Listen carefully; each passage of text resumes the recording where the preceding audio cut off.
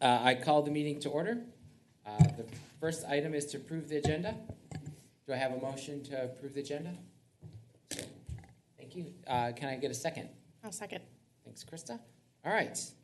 Any discussion? All right, seeing none. All in favor? Aye. Opposed?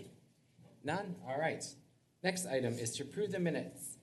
Can I have a motion to approve the minutes from the November 17th, 2022 Planning Commission? So. All right, thanks. Second? I'll second. Thanks, Greg. All right, any discussion? All right, seeing none. All in favor, say aye. Aye. Aye. Opposed? None. Okay. Next on the agenda, new business. Aaron, Timber Creek Phase 3 final plat. Thank you. You've stepped into the role so naturally. Well done. Alrighty, tonight, the first item on our agenda, like Reed said, is review of Timber Creek Phase 3 final plat. We'll go through some details, and then we're looking for a recommendation to the City Council tonight. So Timber Creek is the large Lennar project that is under construction. So if you look past Carver Elementary in the next couple of years, Timber Creek will be the one under construction. This is the location where we're seeing a lot of the townhomes pop up. So you'll see Phase 1 included all of the townhomes. So Phase 1 was 74 townhomes, 49 single-family homes, which has been fully through the planning process. So Planning Commission reviewed, City Council reviewed. Phase 2 was 68 single-family homes, and they're in for a review tonight of 40 additional homes. Anecdotally, we've gotten some really good feedback from Lennar this week that Timber Creek is one of their best-selling projects in Minnesota right now. So I know a lot of people are wondering what's happening with the market. Are we heading towards turmoil? So it feels like Timber Creek, some of that information that they've shared, our market is continuing to be strong. So something anecdotal, but a fun fact that we learned this week at City Hall. So thinking through this project, again, it's west of Carver Elementary, south of Monroe Drive, which is a large collector street that is providing service for this neighborhood, as well as we continue moving west, north of Copper Hills, one of the big projects on the west side of Jonathan Carver Parkway. So where we're at in the process, we've been through concept, annexation, preliminary plat, and we're at final plat. So final plat happens pretty often for these really big projects because there are several takedowns or phases for the project. So the map that's on the screen now shows the phases for the project. So what's in blue was Phase 1, so that included the 74 townhomes, 49 single family. That also included Ironwood Park, so that expansion that's happening right now adjacent to Carver Elementary. That park is continued to be slated for opening in June, so we'll likely hold some type of grand opening event. Stay tuned for that one. We're all really excited. Phase 2 is red, so those are the 68 additional single-family homes that tied directly into Copper Hills and an extension from Monroe Drive. And then Phase 3 is the yellow, so those additional 40 homes are outlined in yellow for their location. You'll see on the screen there still are a couple of areas that are future additions. Lennar didn't tell me how many they think it'll be, but looking in my crystal ball, I think there'll be at least 2 more. So I think in total we'll see 5. I suspect that Phase 4 will be this area as well as here, and then potentially Phase 5 is this area here, just thinking through how utilities need to be constructed. So again, the phase that we're considering tonight is in the yellow. So what is a final plat? What does it mean? It's the last step in review by the Planning Commission and the City Council. So this is the last time you'll see Phase 3. Again, I anticipate that we'll be back with the same review for Phase 4 and potentially Phase 5. But for Phase 3, this is your last look at it. Typically in our planning process, we like to get to this point where there's little deviation from the preliminary plat. So that's the big step where all of the engineering work goes in. I can say that Phase 3, there's no deviation from preliminary plat. There weren't substantial staff comments on the plans that they submitted. We went through our review really quickly just because we knew what the plans were. They looked really good. What the final step of final plat also allows us to do is that it allows us to begin work on the developer's agreement, which is the agreement between the city and the developer that has shared expectations for how things will be constructed, where, when, what our expectations are for everything for the project. So the DA covers city fees that are owed, so things like park dedication, construction expectations, warranties, timelines. It covers almost every situation that could possibly happen, so it's the good thing that we can fall back on should something happen to a developer and we need to step in and do some work on a project. The DA also requires that we hold a letter of credit for 125% of the total project cost. So the engineers come up with the total cost of what they think all of the utilities will be, so sewer, water, streets. And then we take 125% of that amount and we hold it here at the city. Just in case the developer defaults, we could step in, complete those utilities, and have the project continue. The developer's agreement is truly the last step. Once that is signed, the project can move forward with full construction. So some details about Timber Creek. I know you've seen this a ton of times because we're on phase 3 of the final plat, and we saw concept and we saw preliminary plat. Something that I want you to keep in mind is that the zoning of this project is a PRD. We're going to talk about that pretty extensively in the second half of the meeting tonight. Something that's interesting about this project is that there's a pretty substantial amount of open space. So there's that large ravine area that the city will maintain with a trail system. So that's 40% of the site is held in an outlot. Gross breakdown for net density is 3.1 units per acre, which is excellent because we need to hit 3 over the entire community. So hitting 3.1 is exciting. Thinking about why it's leeway somewhere. Yeah, that 0.1. Well, it's a lot of houses, though. It is, yes, definitely. So thinking through why it's a PRD, it's largely for the mix of housing types. So it's the townhome and the single-family homes being in the same project together. So the technical platting document is on the screen right now. There are 2 pages to it that show the 40 homes. Likely doesn't mean a ton just because it's a pretty technical document, but these are the lots that are highlighted in yellow on that phasing map. It tells a great story to the Carver County Recorder's Office and our city attorney and me when I need easements, but it typically doesn't mean a ton when you're looking at it, just as what it actually means for the project. Some examples of what the Lennar houses are looking like, the townhomes, you can go out there today and check them out. We're starting to see several homes under construction, so you'll see the models that are on the screen with some variation based on customer preference. So again, we're looking for a recommendation for final plat, phase 3 Timber Creek, which is the area in yellow, 40 single-family lots. I also want to mention that park dedication for this phase is cash in lieu of land donation, since we took some land for Ironwood in phase 1. So total park dedication is $162,000, $162,800. So filling in our park dedication fund after some extensive work in Ironwood, which is good. So I'll open it up for discussion. All right, sounds good. Anyone want to go first? Oh, yeah. Go ahead. Okay, so you said 162,000? Mm-hmm. So that's, what, 4,000 a lot? Correct. And that is set with our Parks Master Plan. Okay. One thing I noticed when we were talking, Oh. like the town. Phil, is your mic on? I don't No, it's think okay. so. Go see green light. There we go, green light. Thanks, Reed. Yeah, no problem. Better? Yeah, I think just so. This little. Yeah. Oh, no, I think you hit it twice. There you go. Thank you. No problem. I had an opportunity before all the snow to drive by the townhomes, you know, and you know, they're pretty dense, as you know. And one thing I'm reflecting on where I live, you know, in Oak Tree Court, there wasn't any space set aside for visitor parking. Sure. Is that something that we should, as a city, think about, at least for future plans? Yeah, so there wasn't in Oak Tree, but there is in Timber Creek. So there's Okay, maybe I missed it. there's some parking here. Cut out. Can you see where my mouse is? Okay, There's some spaces here, and then there's a couple. okay, This is a fire turnaround, but then there's also some guest parking Okay. in those areas. Okay. So yeah, it's not in Oak Tree, but it is in Timber Creek.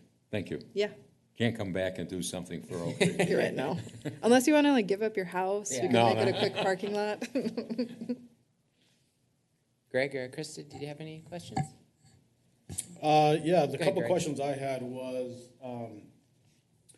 I've asked this before with other projects and so forth, but with the additional the third edition and potentially another fourth and fifth and so forth, you know, comparing to even, say, 5 years ago within the city limits, how many more square miles of roadway that there are from, obviously, what we've all incurred today with snow, you know, how much, you know, time allowed to at least get one pass-through with plows, city response times with emergency personnel, all that kind of stuff.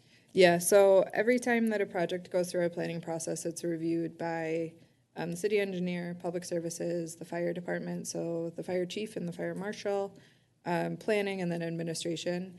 And Chad, our public services director, we have what's a capital improvement plan that we start to look at the next several years of when we'll need equipment. So based on the population that we are gaining and projecting, we're able to think about, oh, in 2 more years, we're going to need another snowplow because we have 50 more miles of streets. Something that's interesting, for the couple of years that a project is under construction, the city typically doesn't do maintenance on those streets yet. So the city doesn't do plowing in Timber Creek yet, just because there's so much construction there. And the streets aren't often in a condition, they're not finalized, so we don't want our equipment to go out, damage the streets, and then the developer to come back and say, hey, you really messed up our streets, you need to come fix it. So for this winter and the next probably several, maintenance of Timber Creek streets will be up to Lennar. Okay. And then the other question I had was, based off of the packet documentation and so forth, Monroe Drive being one of the main collectors, but obviously Ironwood Drive as well. You have Ironwood Park there, and obviously as the development continues to grow and so forth. I think there was a big conversation and topic back in the August Planning Commission meeting about Ironwood Drive, the development of Ironwood Drive. I think there was supposed to be a traffic study done in the fall and so forth. So There I don't know was. if there's any follow-up to that Yeah. or anything. So that is funny timing. Staff just reviewed that study this week.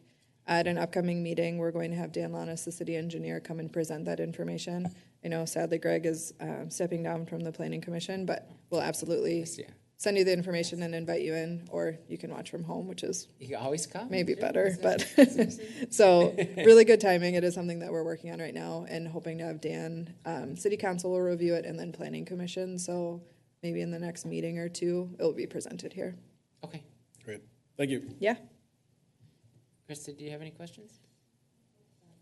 Surprisingly, I only had 2. Okay. So the first question was is this the last? Because we had split right in the spring. Yeah. Split. Good memory. Rezoned, or I'm not sure the technical term, but had split out. So is this the addition that we carved out when we did the second, right? So right. So there was a larger plot. We broke it Correct. into 2 smaller plots. We completed the second edition in the summer, and now this is basically the third edition is the rest of that land. Correct. So this was not what they were originally retaining for the agriculture. That was the future edition that we haven't got to. Okay. You have such a good memory. That was really impressive, Okay. actually. Okay, excellent. And then the other question was on the, shoot, I forgot. I guess that was it, never mind. Okay. I'm here if you I need guess I me. only had one. Am I long-winded? Anyone else? I have a question. go ahead. So phase 2 is when the bluff trail maintenance, whatever will happen. So that's already been approved? That portion it's been platted in there. The trail work has not been completed yet. And it says Ironwood Park will be completed in spring of 2023. Any updates on when that trail might be completed? I would say we'll likely work on it this summer. Just spring can get a little iffy. It will largely be a gravel trail, so we'll probably wait till things dry out a bit, just so we can have a solid surface for trail work there. But it's gonna be beautiful, so I'll let you know when it's open. Looking forward to another new walking path. Same. Anyone else have anything? Dan? Good? Okay. I guess we need someone like to make a motion to recommend approval? I will make a motion Alrighty. to recommend the approval of the final plat for phase 3 of Timber Creek. Thanks, Krista. Can I get a second? I'll second. Thanks, Jim. All right, any further discussion? Seeing none. All right, all those in favor, say aye. Aye. Opposed? All right, seeing none, motion carries. All right, item number 4.2, new business, zoning ordinance update. Karen? This is going to be a ball of fun, I Yeah. hope. So, Hey, zoning. I know. At the November meeting, we started in earnest revising the zoning code.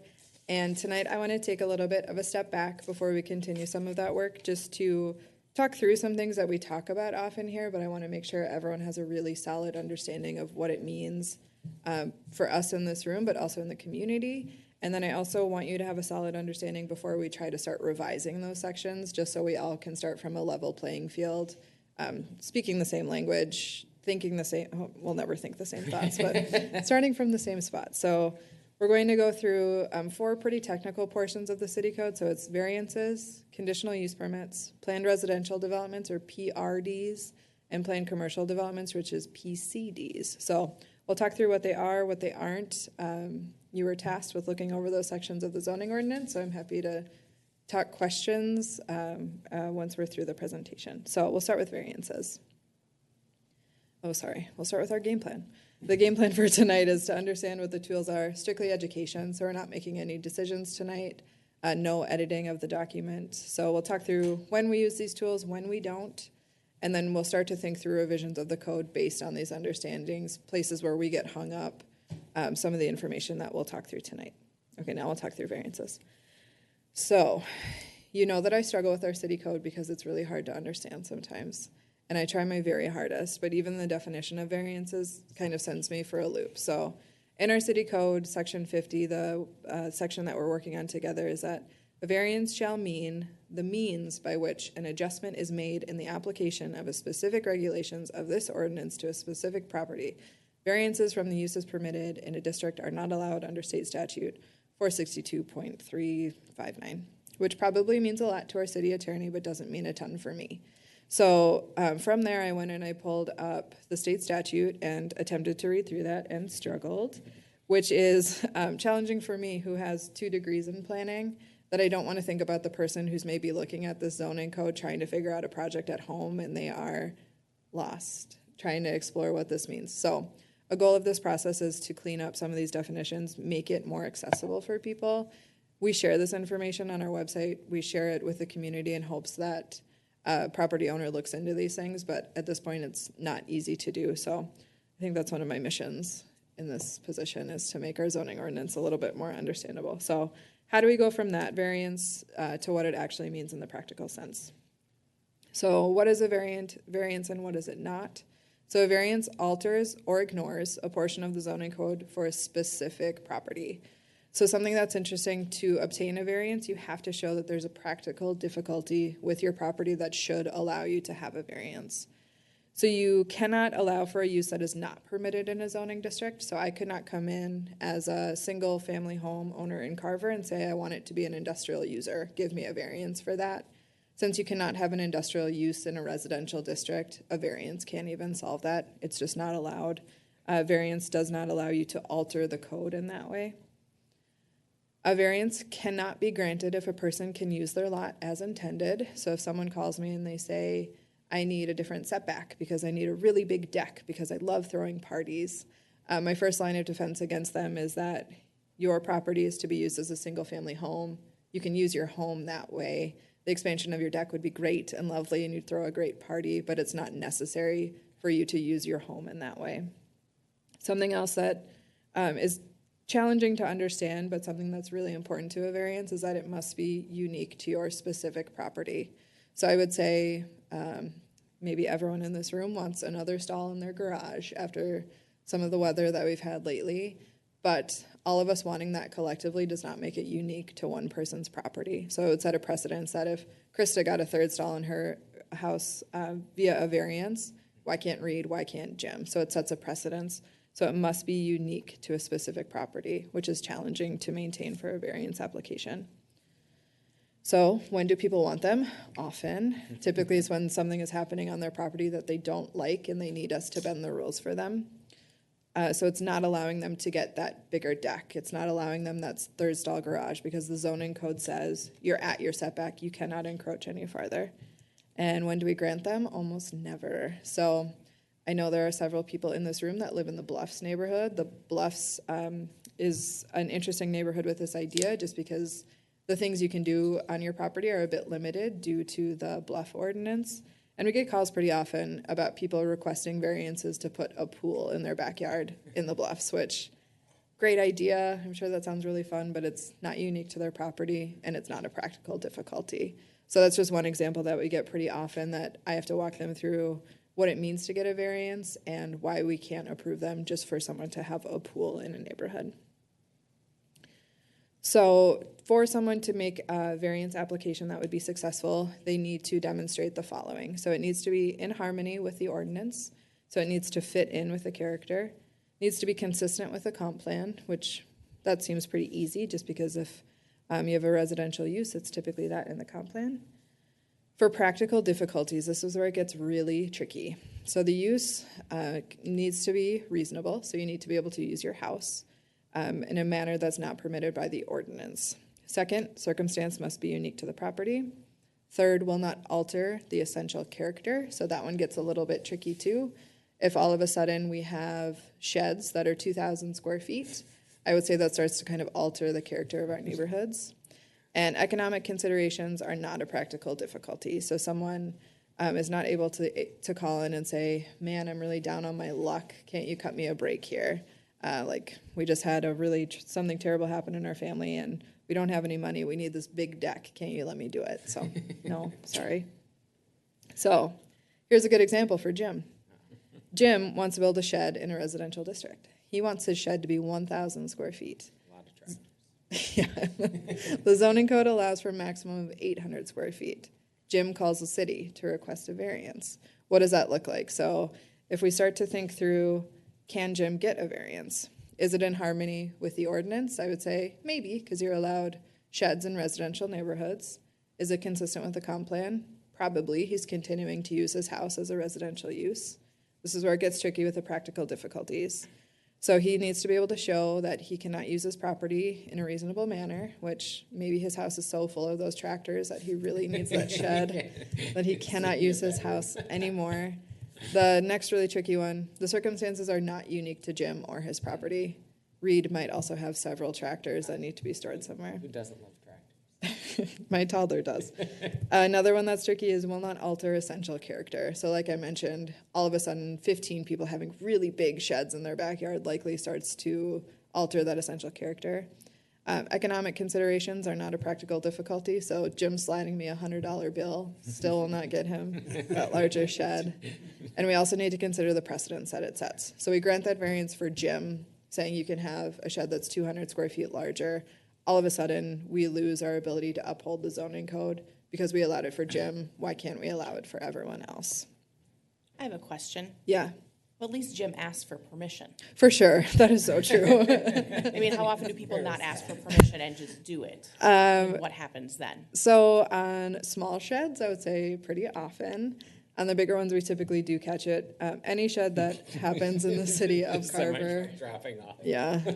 This is a good PSA. Any shed that you want to put up in the city of Carver requires a permit. So it's either a zoning permit if it's under 200 square feet. If it's over that, it's a full building permit. And you have to remember that we have our building inspections team and then our public services team and our fire department. They are cruising around a lot. So getting something to the exterior of your home done is usually caught pretty quickly. You're smiling like you did something. Do you have No. do you have 1,000 square foot shed, Krista? Put a swimming pool in this It's winter. just, Yeah. it's just hiding the swimming pool in the shed. Right. I will also say we have the teams that are out and about. Also, neighbors call on each other a lot to say, don't ever tell my neighbor I called you, but Jim is constructing a really big shed. Let me use the pool. So we try our hardest to maintain our zoning code when we can. We also try to be flexible if someone truly didn't know that there was a process that they need to follow. It typically happens on a weekend when you go to Home Depot and buy an 8x10 shed and throw it in your backyard. We typically try to work with that property owner to get it in a spot that is permitted, but we know it happens, so call me tomorrow if you have a couple of them if you want to talk I about. do believe at one time, somebody was building a deck, and we stopped Correct. the building. We do. I don't remember if we made them take it down or. Yeah, so we don't like to do stop work orders, but we do have that ability where our building official will go and post a notice that you cannot continue working until you touch base with us to get a permit. At that point, we do have the ability to double permit fees, or someone would have to remove a structure. So if someone puts a deck on without a permit, if it encroaches in a bluff, we typically would make them take it down, which is a big bummer. So get your permits. Call me. I'm happy to talk. Okay. Is a correct use of a variance what we did for the daycare when they were like on the corner?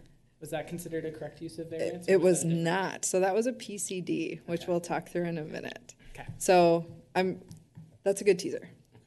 Okay. Uh, So One of the things in Carver, especially in the downtown area, in past history, things got done that probably shouldn't have been done. you're right. So we have approved some variances over that, but I think, if I remember that, the house with the turret, they are Yeah. not allowed to build a garage. You're correct. That is true. Wow, you all have iron memories. So, Wow. so maybe to jump ahead on, what's the difference between non-conforming and variance? Sure. Non-conforming is it exists, it predated the statute or the zoning or the updated regulations? and Correct. it's- Do they need to go back and get a variance? Okay. No, so if someone wanted to do work on a non-conforming house, they cannot increase the non-conformity. Okay. So if they're too close to a setback, say they need to be 10 feet, but their home is 8, and that's how we annexed the property, it came into the city at 8, they cannot come in and say, I need 5. Right. So they can't make it worse, but they can maintain They exist. the bad, Okay. yeah. So they could call and ask for a variance, but again, they'd have to meet the criteria. So let's talk through why Jim should not get a variance. Not unique to his property. It would alter the essential character, and it would set a precedence that we allow sheds pretty aggressively large in residential neighborhoods. How does everyone feel about variances at this point? I just had one more. So Yeah. maybe practical would be if, like, on a bluff, like if the bluff erodes, would that be a variance or would that be non-conforming or maybe a combination?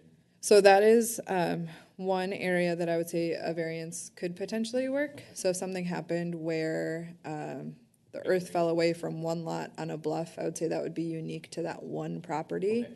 And then depending on what the project is, I would say that might be a time we would entertain a variance if they could meet the other criteria. Sure. But it would need to be unique to that property Yes, and again. that would, yeah, exactly. It's relatively specific. Okay. Right. Feeling good? Okay, let's do conditional uses. Look at that definition. It's wild. So conditional use shall mean uses which, although generally compatible with the basic use classification, I'm not going to read that whole thing because it is very long. So let's talk through what a conditional use is, when we use them, where we have used them, and what they mean. So a conditional use is listed in each district of the zoning ordinance. So the certain uses must be identified in the district as a conditional use. So if something is not listed, I cannot call in and say, I want to put a carnival in as a conditional use. If I look in the zoning code and carnival is not listed under a conditional use, I can say it's not permitted. We're not able to move forward. So the use can be allowed, but there are conditions. So it's things that we have recognized that would work in that district, but we need to take a step back and make some really specific rules for each project.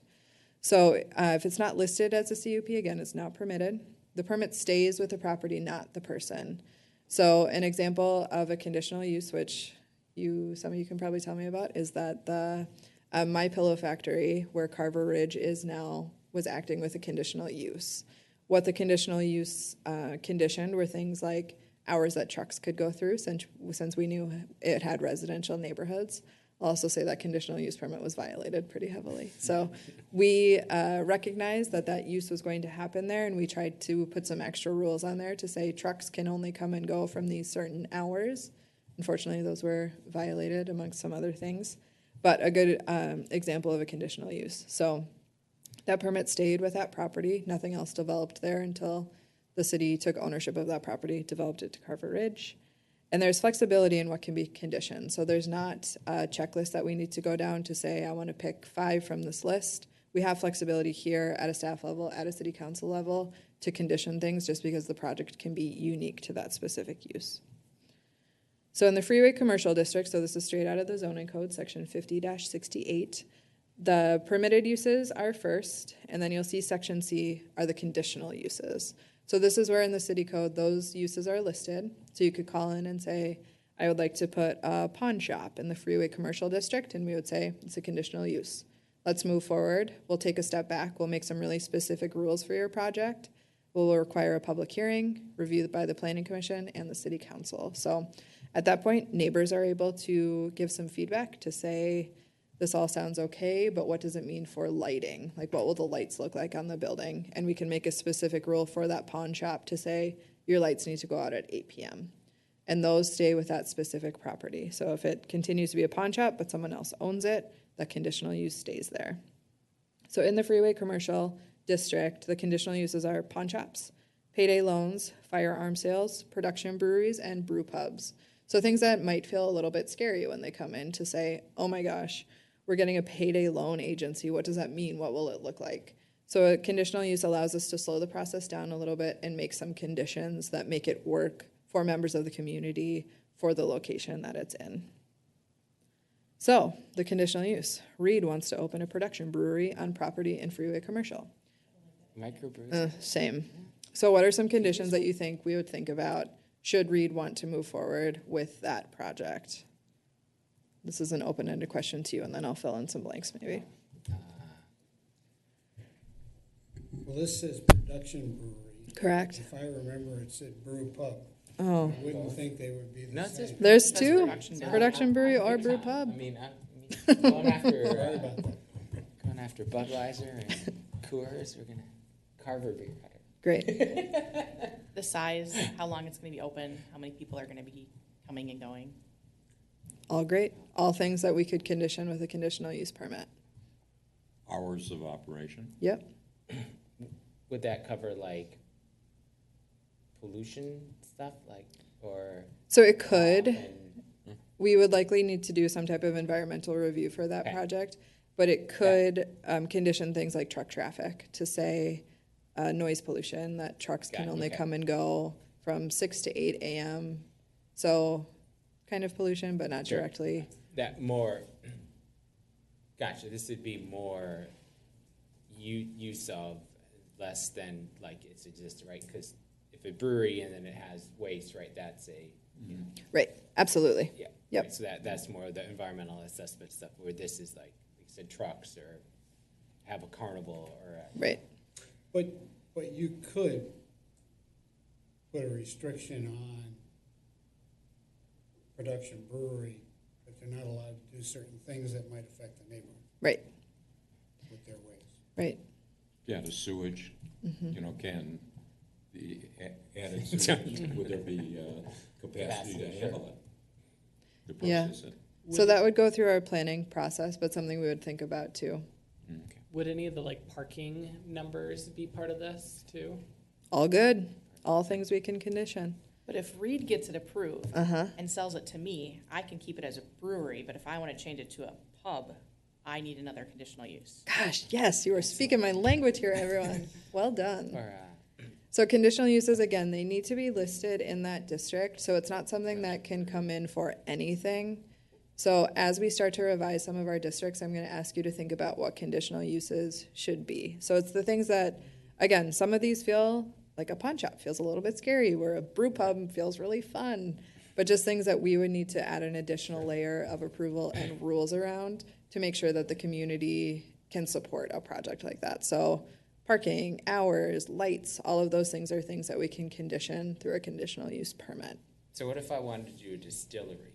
It wasn't one of the conditional uses. Yeah, Is that, I would say would that's, I be able to? Is that why we're updating? yeah, yes. But I would maybe be able to like close my eyes a little bit and think that a production brewery is pretty close to a distillery. But a good, yes, a really good example of some updates that we need to do that. I would say distilleries are taking off in popularity right now and likely not listed anywhere in our city code. Didn't we do this somewhere, like in our comp plan where we talked about where we didn't want things, like we don't want like Yeah. a triple X rated store at Right. 212 or. Yeah, so that's the tricky part, is that every use needs to be allowed somewhere in the community. So as we start thinking through, the really good example, of keeping things away from like houses and schools and parks and things that we really like is our industrial district, which is kind of the catch-all for all industrial users, but then like some of that stuff we don't want. So industrial areas would be closer to Fleet Farm, so areas that are a little bit more removed from the community, removed from residential areas. So as we start updating our districts, we'll need to go through uses that are not permitted, that we can explicitly say not allowed in this district, but we also, on the flip side of that, need to think about where we would be okay with them. Do we have a separate district map, or does the district match the zone? You got it. So it's the zone. Okay. And then conditional use permits can be essentially on any property. So an example of an active, I would say maybe the only one I can think of that we have active is Carver Ridge. That project required a conditional use for a senior living facility. So we were able to have some additional review of things like parking. So we didn't need to do much work there because they have some underground parking, but we could have said you need 10 more parking spaces just knowing the type of user that's going to be there. That's a good example. So, okay. Well, a question, you know, and item 1 and 10, adjacent to Trunk Highway 212. Now, because it's a highway, it's a state highway. Correct. Is there some coordination that has to be done between the city and the state or the county in a situation like this? Yes. So any project that is directly adjacent to someone else's road needs to be reviewed by that agency. So Oak Tree is a good example. That project is directly adjacent to Jonathan Carver Parkway, which is a county road. So the county did a full review of that project. So they looked at the county system. We do too through our planning process.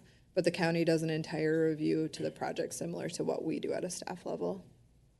Okay. So it's, we don't have just freedom to do anything we want. Unfortunately, I sometimes wish we did, because Well, I sometimes but forget within that reason. step. Maybe fortunately too. Yeah. Sometimes it's an easy way out. Right. And it's interesting to think about, there are some areas in Carver that have a frontage road. So it goes 212 and then a frontage road and then Carver. So at that point, it's the township reviewing some of our projects instead of 212. Thank you. Now, is there an innate checking on conditional use projects? Yes, so every year they need to, it's like a conditional use review to make sure that they're still in compliance with the project. So I guess my question was on the senior living facility versus just apartments, right? So apartments would typically not need a conditional use permit because it's the specific, zone for multifamily, right? Correct. Where a senior living is slightly different. So is there, on like commercial uses for like a dentist's office or something, do we have to get that specific on uses, or can we say like medical facility or Right. office space, right? So Versus what- typically not, because our ordinance has things like parking requirements that work there. I suspect that the senior living was a conditional use due to staff coming and going, Sure. that there are additional people yeah, being it's- there, it's- so parking is a big one It's a there. house, but consistent employees, right? Right. So you could see that one, but I was thinking of.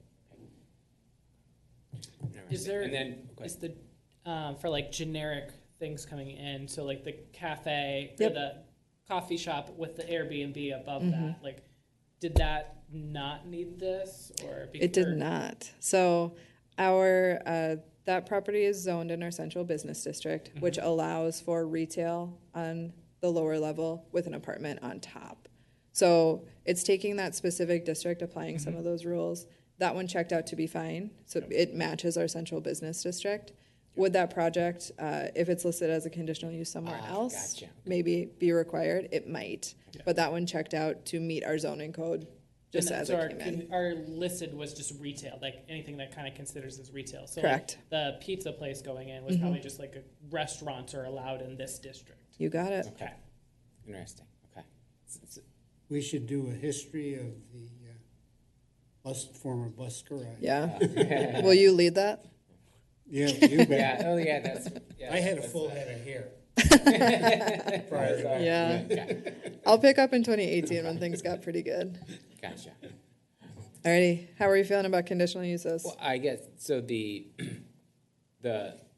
general, I mean, the city can pick anything it wants as a conditional use, right? So it has approved uses for that zoning, and it can list whatever the city decides or whatever we decide is reasonable, and then you say, well, for these specific ones, then you say you need extra review, and we just kind of intelligent, right? You don't want to make the extra work for yourself every Right, time, but yeah, you so just it's, have some, this is more, needs more review, so we will require an extra step, and it's just kind of up to the city and board to figure out what those things are. Okay, right. Okay. interesting. So let's talk through what the differences are between a variance and a CUP. So a variance changes a zoning rule, so it ignores it or it gets rid of it completely. It's really challenging to meet that criteria like we talked about. The process for a variance requires a public hearing, planning commission review, and city council review. So that public hearing would be sent to your neighbors within 350 feet of your property, which can get people a little bit riled up if Jim is getting this huge shed and they get a notice about it, and I want a shed and we all want. Actually, my homeowners association requires special permission. Oh, look at that. All right, well, Jim is definitely not getting that shed then. So again, variances are pretty tough to be able to meet the criteria, to be able to say it's unique to my property. I can't use my home the way that it's intended. It's often a place where people want something, and then I have to be the bearer of bad news of like, sorry, no. Or you make Brett do it. It's usually me on these ones. Whereas CUP, if it's listed as a conditional use, it's a pretty easy process. So it comes through the process, we set those conditions. The conditions are specific to the property. So again, if ownership changes, it stays with that business. Doesn't change zoning, it just adds an additional layer of review, an additional layer of rules. Again, requires a public hearing, notice within 350 feet of the property, reviewed by planning commission and city council. I'll also say through that review, our city attorney obviously takes a look at everything, so we're not conditioning that, like, you have to wear green shoes on Thursdays as part of your conditional use permit. So everything needs to meet state statute, but the things we talked about here are very typical of a conditional use permit. Feeling good? Wow, you guys are crushing it. All right, let's go to planned residential developments and planned commercial development, PRDs and PCDs. These are things that we review a ton in this room together. So let's talk through what they are, how they work, what the point of them is, and then I have some really big philosophical questions at the end, so get ready. So a developer comes in and they ask for a PRD. What does that mean? Typically means that they cannot meet every single rule of the zoning ordinance and they need some flexibility. So it's project specific, so we'll talk through the different developments in Carver, and I can mostly tell you why it triggered a PRD, and we can talk through what that meant for each project. So what we call it is it's a joint planning effort by the developer and the city. So typically we all sit down in a room, they tell us what they need, and then we're able to say, you need that, we want X, Y, and Z in exchange for that flexibility. Typically in Carver, they're asking for a deviation from setbacks or lot size. So thinking through some recent projects that we've done, that 5-foot side yard setback is really important to a lot of projects. The minimum setback we have listed in our zoning code right now is 7.5 feet. So often projects come in and they say, I cannot meet that 7.5 foot setback, I need 5. Let's do a PRD together so we can continue on with our project. Another example of that is the lot size. So places like Oak Tree, Brookview, Meadows at Spring Creek, they have what the market is calling a villa, which is typically an HOA maintained property, small yards, with that smaller lot size. So lots in those projects typically are 5,000 square feet, which is a deviation from our city code, which the minimum is 7,500 square feet. So it's those deviations that they're looking for to spread across their entire project to kind of wipe out one of those rules. In exchange at that point, when we agree to a PRD, we have the ability to ask for something. Our city code, I want to talk through some revisions that I think we need to make moving forward, but I think that we're in a position now where we can start asking for some things when someone comes in for a PRD. It felt like for a while, Carver was looking to be really developer friendly, which I would say we still are, but we were not getting as much residential development as maybe other communities adjacent to us. I would say we've kind of grown up a little bit. We've seen a lot of residential development. It's obviously a really hot market here. So when someone comes in and asks for a PRD, they're asking us to essentially do a little bit of a favor in the zoning code, and what can we ask for in exchange? So I want to think about that with this group as we start this entire process. So it's like a negotiation. It is, yeah. Like, I'll give you 5 feet if you give me. Yes, Okay. yeah. So something to think about is the density requirements. So we mentioned with that Timber Creek project, we're always looking for 3 units per acre. And that sometimes gets tricky if we have a 10-foot setback on both sides. Just because if you think about 10 feet on each side, that limits the amount of houses that can fit in a project because those setbacks can be so large. So asking for that deviation down to 5 brings up the density, which we want if we need it somewhere else. So we can manipulate density a little bit throughout the community. So one project can be at 2.5, one project can be at 6, and they can balance each other to the 3. So typically that density requirement is pretty close to 3, but it is something that they think about when they say, I need to get 10 more houses in here to meet your requirement of 3 units per acre. I need that smaller setback to be able to do that. At that point, we're getting the higher density that we need, that the Met Council requires of us for that setback deviation. So that's the negotiation. We keep density, they get a smaller setback. Both sides of the table are usually happy.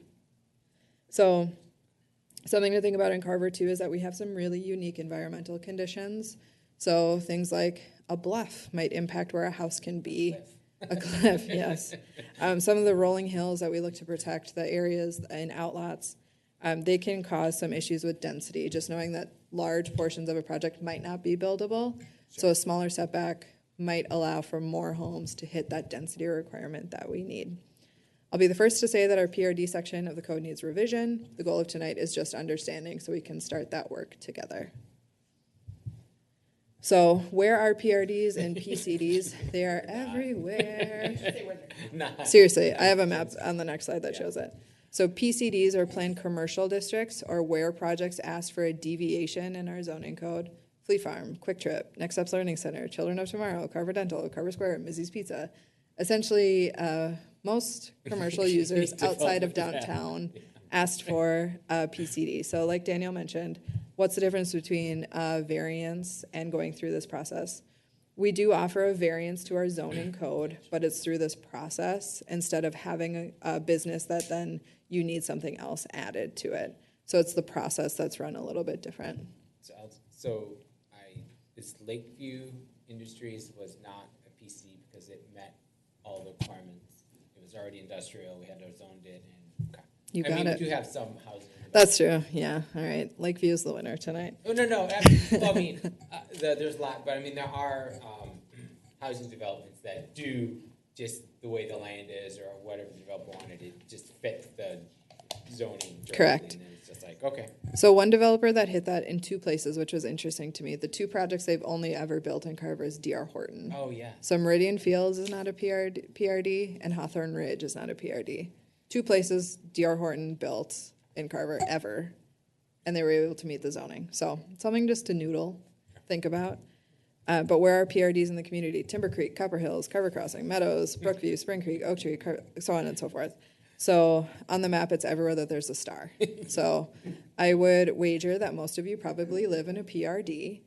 I don't know if you know that, maybe, just because some of them are so nuanced. But if you want to talk about why you have a PRD, I'm happy to do that. Phil is in Oak Tree. Oak Tree required it because they have a 5-foot setback on the villas. The lot sizes are smaller. They're 5,000 square feet. And it's the mix of the villas and the single-family homes. So those 3 things together required a PRD. I would say I wasn't here for the beginning phases of Oak Tree, but I would say what we got in exchange was probably additional landscaping and that nice fence we got along JCP. So it's not typical for developments along JCP, but it's in Oak Tree. I would say likely that was part of the PRD conversation. How do we feel about that? Good? Okay. So the tricky part about PRDs is that it writes a specific ordinance for that specific neighborhood. So you wouldn't be able to go onto the city's zoning map and be able to say, my property is zoned R2, my setback is inherently 7.5 feet, because there's this other ordinance that may have allowed your setback to be 5 feet. So we adopt them into our city code, but often people don't recognize that relationship between the zoning map and that extra ordinance that comes through.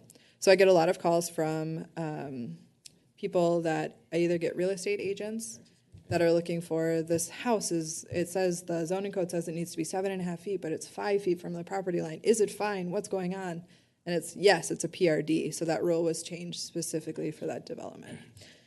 So thinking through where the stars on the map, find your house. You probably live in a PRD. So what was the departure from your zoning code? You might know. Oak Tree was pretty obvious that it's smaller lot, smaller setback. But you might not know if you're in a different part of the development or if it typically looks the way you think it should. So do you notice that PRD? Do you know what it would look like if you're driving down the street and you think, things look a little different here in this residential neighborhood? So just something to think about.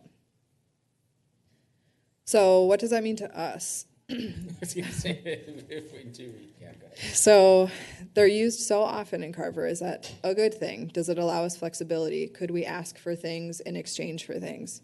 Is it a bad thing? Does that mean our zoning code is obsolete if developers cannot meet the rules of our zoning code? Do we need to change it? Because not many developers can come in and say, I meet your rules, here's my project. It's typically a negotiation. Yeah, D.R. Horton. Or are we indifferent? Are we feeling okay about that process? Does it allow us to have flexibility that we need? So thinking through our zoning code in the current market, a lot of the PRDs that we've been seeing recently are for that small lot size and that reduced setback. Should our zoning code just reflect that? Should we take our minimum lot size down to 5,000 square feet if we've been supporting it so easily through these PRDs? So we've supported it in several different projects. Is it time to just have our zoning code reflect those things that we're consistently supporting in a PRD? A question for this group that we're going to ask, which is probably going to be challenging, is when does a PRD or a PCD go too far? How small is too small of a lot that we would say, oof, that one feels a little bit scary, let's get bigger? Or how small of a setback? Granted, the fire code and building code sets that one a little bit more, so we have some distances that are required for fireproofing, but if a developer comes in and they say, I have this fantastic project and I can give you 30 acres of park at no cost, what would we be willing to give up for that flexibility? So something that I'll charge this group with as we continue. So the section of the code needs a lot of revision. What will that look like? We talk a lot about what that flexibility is. What do we get in exchange for?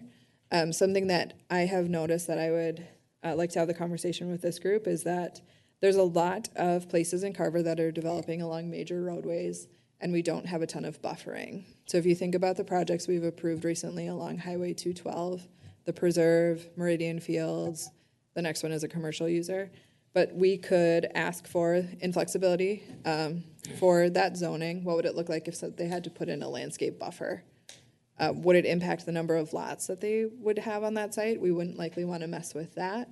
But is there some type of exchange that we can make for additional landscaping, fencing, some type of buffer?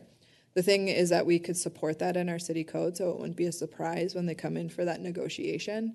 We could say, to get a PRD, you need to be able to demonstrate extensive buffering along major roadways of a county road or a state highway.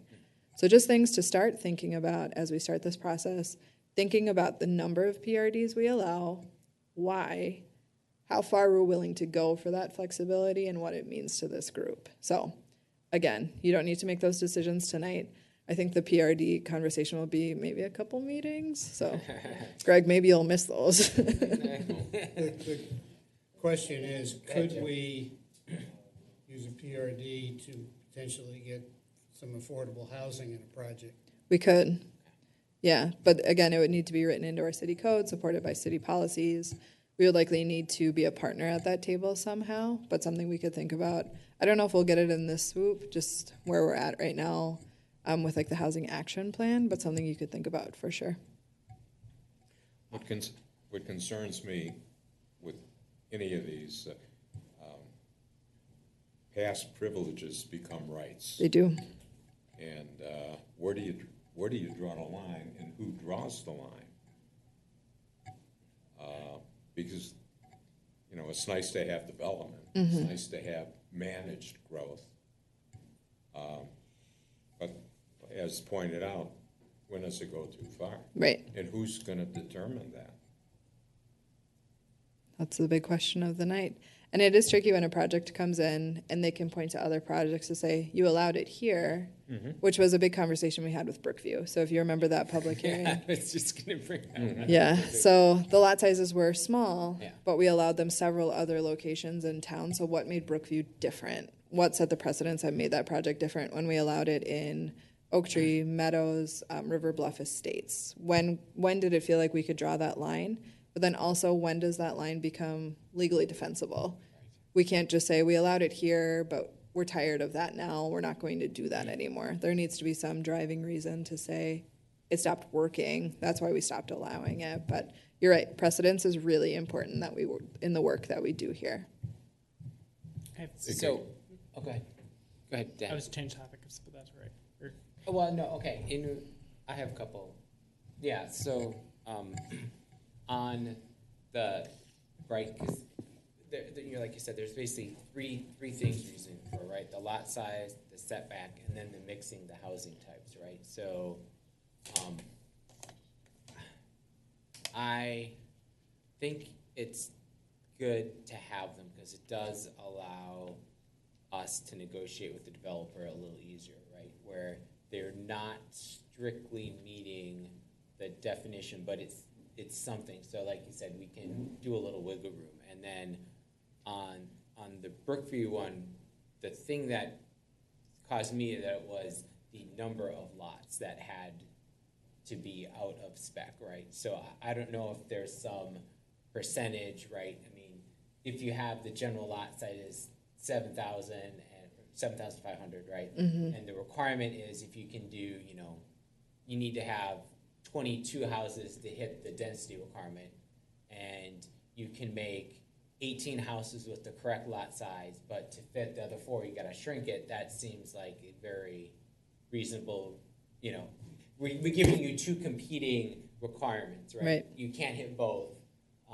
The general preference is to meet as many as possible, right? So we'll say, okay, we'll give you, those 4 lot sizes we need to shrink, maybe due to geography or contour or just space, right? That seems like that's a trade-off. And that seems defensible, but it does seem like that maybe they're, again, getting lawyer, they kind of like finding a way to more explicitly put that stuff in there, or I don't know what the, right, like you said, we use it all the time, so Right. is that just the way we do it, right? Maybe that's how we update the code saying, Well, times are changing. yeah, Okay, a number of years ago, when Carver was developing, and you wanted builders, right? You want to develop, you want to improve the tax base. But as land is becoming less, who has the better stick to bargain with?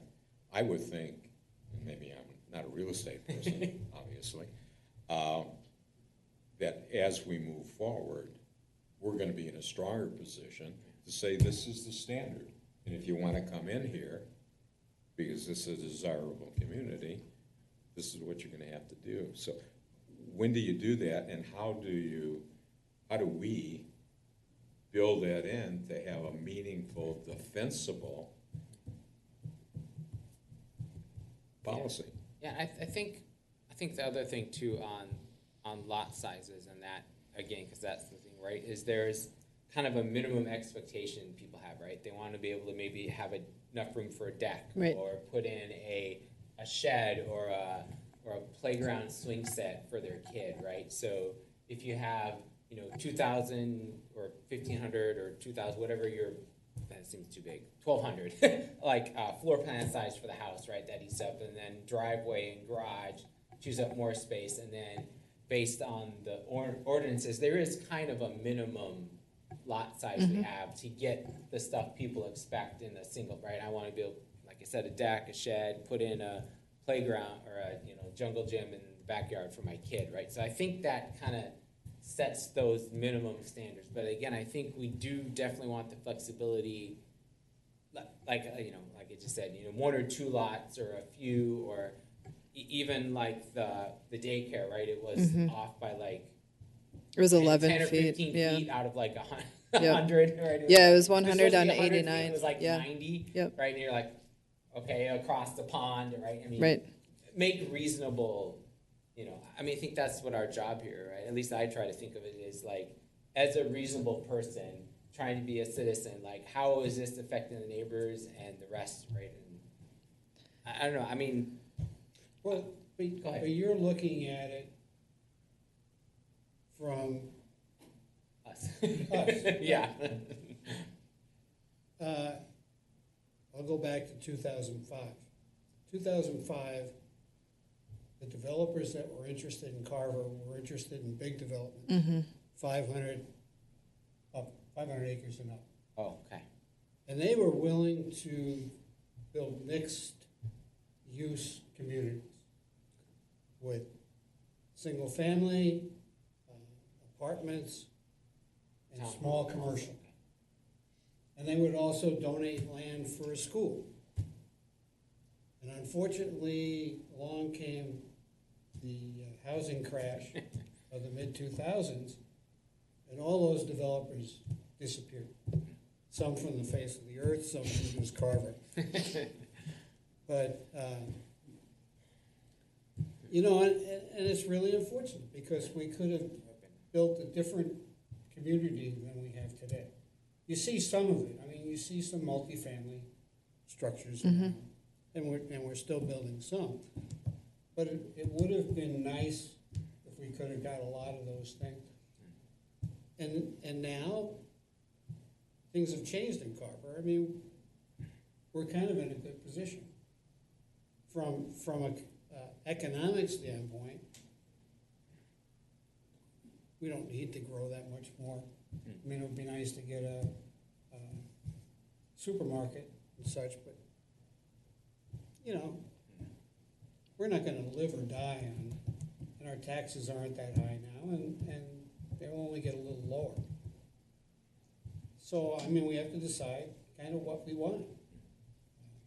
Do we want affordable housing? Do we want housing for workforce? I mean, the people who work at Fleet Farm can't afford probably to live in Carver. And what does that mean? Do smaller lots drive down prices? Are you able to afford a house on a smaller lot if you're paying for less land? So all of this ties together. The questions that Phil mentioned are the questions that I would say plague the work that we do here. And I agree that several years ago we were looking for any development, and we're so eager and we will take what we can get. But now it feels like Carver is a community where we can say we're part of the conversation now. Like, what can we get in Yeah. exchange? Got some bargaining power. Right. And Jim, the communities that you mentioned with those mixed uses, that's a perfect example of a PRD, to have commercial, residential all together. But is a perfect PRD just a residential neighborhood that needs smaller lots? Is that same application apples to apples? I would say no, because it's two different users, but it's the same application of that tool. So big questions, not things we need to decide tonight, but just planting the seed for you. Is an example of something you can do through the PRD, like sidewalks on both sides?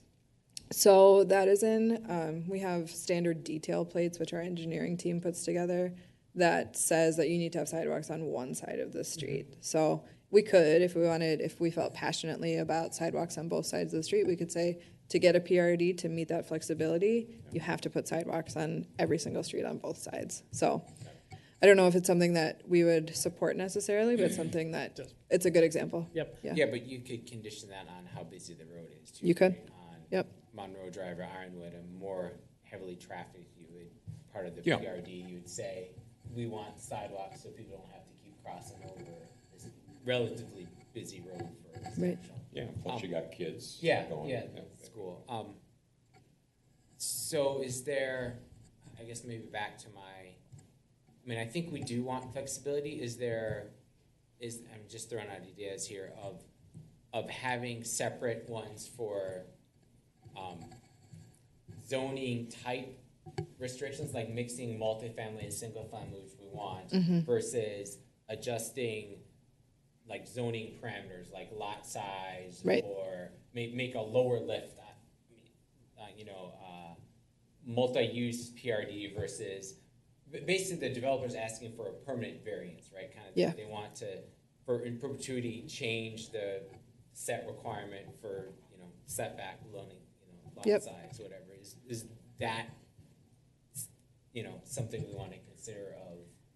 And that's largely up to this group. So Yeah. when we start looking at our residential districts, if we do want to support areas where there could be single-family homes or duplexes, we would make both of those things permitted uses in a residential district. So we would say, in the R2 district, you can have a single-family home, a duplex, or a triplex. So instead of having to go through the PRD Sure, process, okay. if someone wanted to put in 10 duplexes in an R2 district, we could say, yes, that meets our zoning ordinance. Right, so related to the one we just did, right, lot sizes were generally correct, it's just that we had a mix. Timber Creek, Timber Creek. yes, since there were those townhomes Townhomes, right, and then the so single that families. Would that have, I guess, since we just did that, do we think having, or I guess it's mostly work on the bureaucratic side for you and the rest of the city, right, is that? That does seem like something we'd want to update the code, so, because like you said, we're literally, when you do a PRD or PCD, you're literally writing a new law or a new piece of city code that says, except for, section 50, except for this, whatever plot. Well, after a while, exceptions take over. Yeah, right. Then you don't have anything. Right. Yeah. I was going to ask the question, like, if we happen to change zoning code to meet all the requirements of one of the PRDs that are active, would that PRD just go away? No, it's a recorded document that's been approved by the city, so it would meet the zoning ordinance, which would make things easier just to compare those two things together, but that ordinance would still exist. And it kind of, having it in use so often makes it tricky to when the developer says, we've got, 30 PRDs for this, how come I didn't get one? Right. Just as illegal, right? Yep. Where if we can, like you said, update the permitted uses or tweak it so that it's useful, but maybe not as often as we currently are. I think right? that's you get where the same effect, but more explicitly. I think that's where updating the zoning code would set a new precedent. This is our Right. new era. This is the Right. new norm. Right. And if you want to go higher than what has previously been approved, well, you can say, well, that was prior to Right. this reevaluation point where we also changed the zoning code. Yeah, times have changed economically, saturation Yep. from, what we have. And I'd hate to lose sight of the fact that, we're here for the citizens of Carver. And the developers are here for one reason, money. Yes. And they don't care about the citizens. Yeah, exactly. I should be, Tell me if I should be careful of what I said. But No, to be honest, Yeah. they're in here for money, to make money. And then Short term, right? they year or go, two. Yeah. they're gone. So I guess we have to think about it from a economic perspective, but also, I don't want to be philosophical, but a moral perspective. Right. What do we owe the people that live here? So all of these conversations are exactly where I want to go, but Okay. I'm going to put a pin on it Sure. until we can start working through some concrete things and Okay. making it feel more real to all of us. But you all, that was fantastic. You did a great job. Else have any last thing before Aaron moves us along?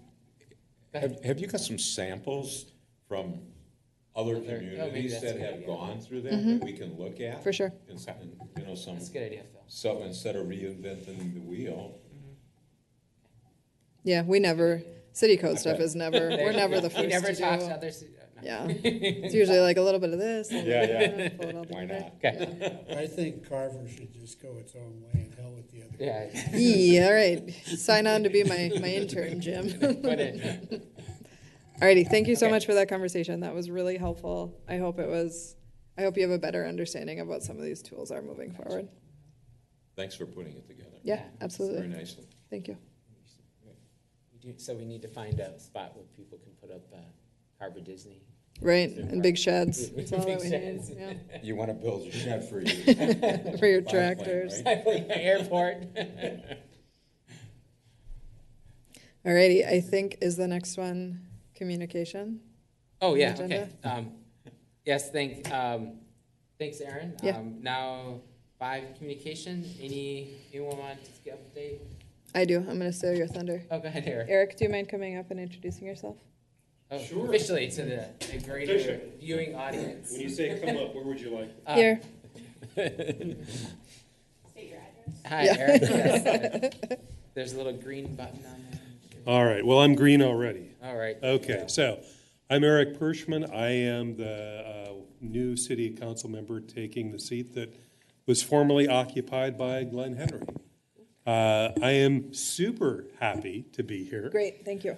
So I was on Planning Commission years ago. I started on the Park and Rec Board and then made my way to Planning Commission. I think I left about 2015 and had a bit of a hiatus in participation with the city, and was really happy to be able to come back in. And it's a privilege to be part of the city council, and I'm really happy to also be the liaison to Planning Commission. So I think this was a great meeting, and you're a great facilitator and teacher. I don't know if you had that in your past history, but you made zoning riveting. We try. Don't let it go to you. I'm floating around in PRD heaven. So I wasn't quite sure of the protocol, if I could ask questions during this or not, so I took a bunch of notes, and I do have a few questions. But any questions for me? What do you think about houses that have not been completed? Oh, that feels pointed. Yeah, so if you didn't know Are you this, fine? I know where you live now. yes, so His house. I the one that live didn't finish up? next to the infamous movie Oh, you set. are next to that one. Okay. Right, it's a movie set. It's a shell with dirt and studs inside. So, and honestly, my frustration over that house is what led me to the Park and Rec Board. I was really upset, and I came to understand the difficulties the city had doing anything about it. There wasn't an ordinance in place that prevented that from happening. So it was the better to be a part of the process, and who am I to complain if I'm not there to try to make it a little bit better? So that's indirectly or directly, that's what led me to my volunteering with the city. So just wanted to give Eric a welcome, introduce him. By the way, Daniel, when I came into the room, I thought, who is the city employee that I did earlier? So I'm so sorry I didn't come over and introduce myself directly. All right. Thank you. Nice to meet you, Eric. I think I have a couple more. The coffee shop downtown is opening on Monday. Oh. They'll be open at 7, so if you want to cruise down. We've gotten a little sneak peek from our building official. He snapped a picture of the menu and sent it to all of us. So looks like they'll have some really great offerings, which will be really exciting. Something else that's upcoming at our next meeting, I think we'll do a little bit of zoning code work, but we're also working with another project near the Quick Trip. So we likely will see an application at our next meeting for another business in that area. And no teasers of what it is? I can't tell you right now. I'm Okay. sorry. No, I still can't. If I slide you that. Yeah, if Jim slides me that $100. Otherwise, I think those are my big updates right now. Excellent. Phil or Greg, you want us to Greg, start. Yeah, I have something. New year comes obviously with like new terms for commissioners, and just wanted to mention that with some other things going on in my life and so forth, I will not be reapplying or renomination and so forth with a planning commission. So I've been here the last 2 terms for 6 years, learned a lot, hopefully contributed a lot with the city. I just didn't felt right that when I have to travel for work and so forth, that I'd miss quite a bit of meetings, and also getting more involved back with coaching with youth sports and so forth with my son. So need to have that focused, dedicated time, but I'll still basically be looking into notes, hopefully maybe still chiming in with some meetings here and there. And but again, I just want to appreciate the city for allowing me to serve these past 6 years, and that's my announcement. So. We appreciate you Yes, back. thanks. Thank It's you. Great working with you. Yep. Krista, Were we supposed to review these definitions? I think that was, No. I had So a the earlier definitions, question. those Okay. are gonna be last because I think, wait, do you mean in Yeah, that section of the the code? zoning, yeah. Yeah, I thought we were supposed to Yeah, review on this the code agenda. and provide Yeah, feedback on the I- definitions. Did I put that? Oh, sorry, it's just like the definitions, like a variance of Yes, conditional use permit. It yeah. was just those four. Okay. Oh, You but- sent us like a 20-page Yeah, document that I was it's like reading through. I'm 20 sorry. Yeah. Okay, so the sections that we revised at the last meeting, that was the updated version. So we did that already. Okay, 'cause Sorry, I'll I make was that more confused clear. how Oh, definition Krista. of a planning commission can include, will mean the planning commission of the city as appointed by the city council. Like you Circular, don't worry can't, you about can't use the same word. Yeah, to define those, the thing. the definitions are wild. We're gonna work through Okay. those. Okay. And isn't there a new CBD downtown?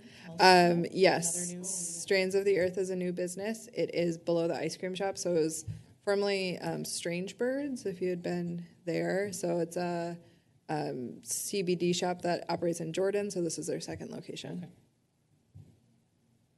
Good call. Sorry, I should have mentioned them when I mentioned the coffee shop, but I am a heavy coffee user, so. Trying to figure out where that was at. Jim, you got anything? Nope. Bill? No? I don't have anything except for, I was recently appointed to the county park board. So Congratulations. Their meetings are on Wednesdays, so, so if anyone wants to know what's happening in the county park system, I have a good resource, so, Great. yeah, that's it. Any other communication? We're good? All right, can I get a motion to adjourn? Make a motion to adjourn. All right, second? Second. All right, thanks, Bill. All in favor? Aye. All right, adjourn, thanks. Thank you.